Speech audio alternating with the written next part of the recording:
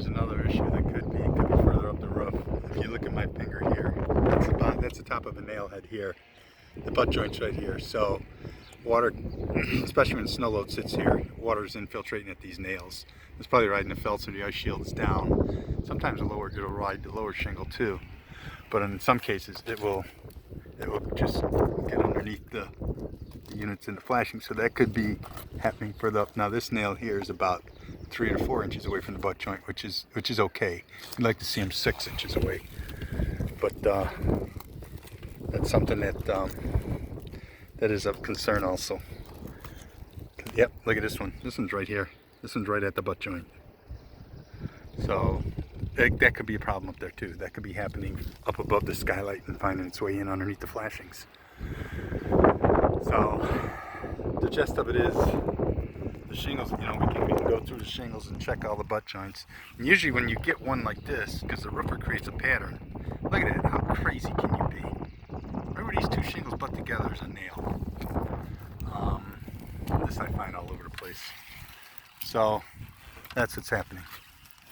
That's another part of the problem that could be for the skylight.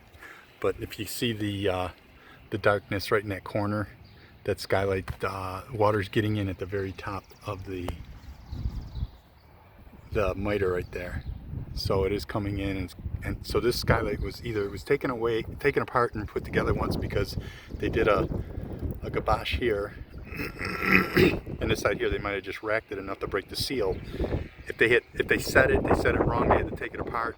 That could be what happened. So normally you can change the skylight flashing kits itself, disassemble shingles and roll ice shield up, and that will sometimes solve the problem. But at this point here, we might have a problem with the seal of the skylight itself. And as I sit here and look at it, I can see there's a deviation of height between the top of the glass and the bottom of that flashing there. There's a ton of condensation on the inside of the skylight too. You can see the streaks if you look real close on the glass. You can see the streaks. So that condensation will come down and sometimes roll and show on the inside of the drywall and make it look like the skylight's leaking. Because don't forget, you don't have an R factor here at these glass. So when it's really frigid cold outside, this inside is warm. It's probably, you know, if it's 70 degrees in the house, it could be 85 degrees inside this cavity, and the condensation is going to happen because even though you've got a thermal break between the glasses, they'll still condensate, and that's what we're seeing. But the butt joint, the problem with the nailing on the shingles like we have here is an issue. We got one right here that's actually right at the joint. Okay. I'm not going to go through and pull these up because we need this is not.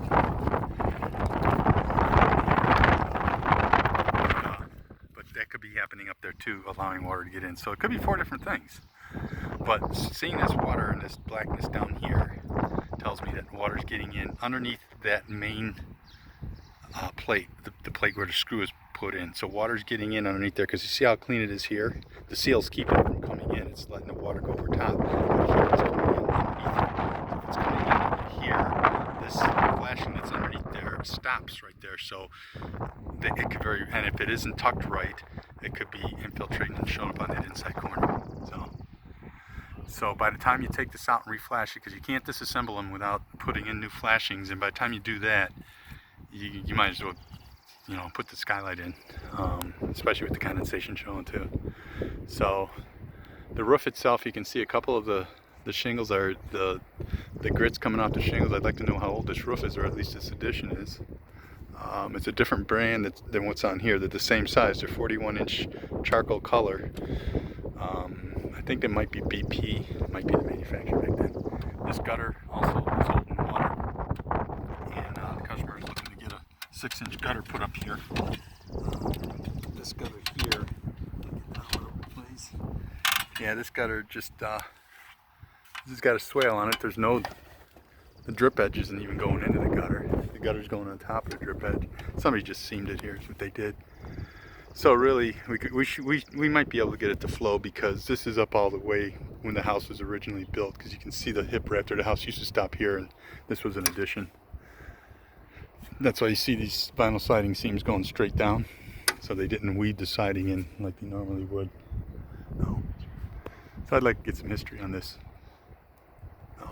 But step one would be check the nails and the shingles. Nail and go up there and hit the butt joints, and that solves it. Then that would be it. And step two, if not, the skylight's gonna have to be replaced.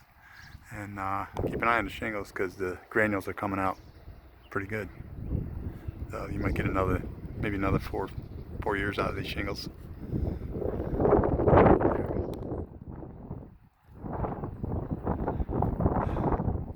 Problem is too with when you have nails at the butt joints like we were showing here, those could be sporadic around the whole roof. So that's just somebody just not paying attention to where they're putting their nails.